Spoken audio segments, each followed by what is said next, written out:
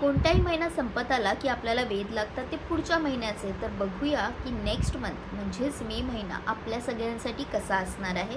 Guidance आणि काय काय मे महिन्यात होणार आहे ते बघायचा प्रयत्न करूया. त्या युनिवर्सला, त्या ब्रह्मांडाला थँक्यू बोला आणि बघूया की what is going to happen in the month of May. May महिना तुम्हाला एक्सलेंटली मेसेज हा देतोय की थांबा अजून एक काढतात आहे. तुम्हाला कन्फ्यूज व्हायचं नाही आहे. खूप साऱ्या गोष्टी मनामध्ये चाललेल्या आहेत. फक्त सरेंडर मोडमध्ये जा.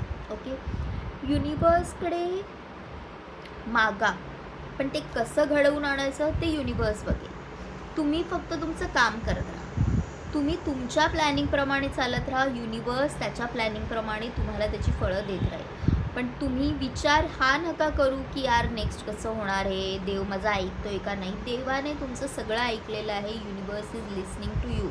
युनिवर्स तुमचं ऐकतोय. फक्त तुम्हाला सरेंडर करायची गरज आहे. खूप जास्त टेन्शन घेऊन जर तुमचे प्रॉब्लेम सुटत असते तर आत्तापर्यंत आपण सगळे टेन्शन फ्री झालो असतो, स्ट्रेस फ्री झालो असतो. पण तसं काही होतं आहे का? नाही होते. याचा अर्थ आपल्याला सरेंडर करायची गरज आहे की मी माझे 100% देतो.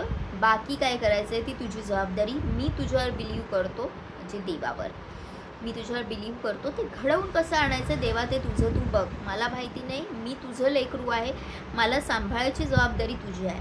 आणि मग बघा की तुमच्या लाईफमध्ये कसे चमत्कार होतात. आणि हे जे सारे कन्फ्युजन्स आणि हे जे सारे पेज तुम्हाला पडलेले आहेत ना ते कसे इमिजिएटली सुटायला लागतात. लाईफ एन्जॉय करा. मेमध्ये तुम्ही कुठेतरी आउटिंगला फॅमिलीसोबत एन्जॉय कराल, फ्रेंड्ससोबत एन्जॉय कराल.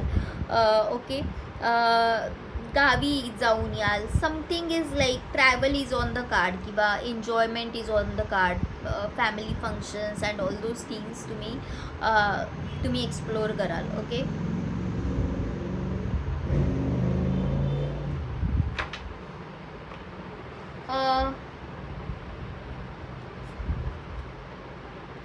मेमध्ये अजून एक गायडन्स आहे की तुम्हाला तुमचे इंट्युशन्सचे ऐकायचं आहे.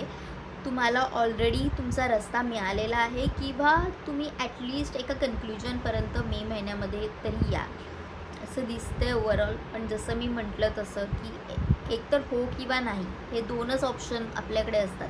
50-50 हा ऑप्शन नसतो. ओके, जर तुम्ही हो उत्तर निवडलं असेल की हो हे मला करायचं आहे तर त्याच्यात एकदा उतरल्यानंतर नंतर स्वतःवर शंका क्रिएट करत बसू नका.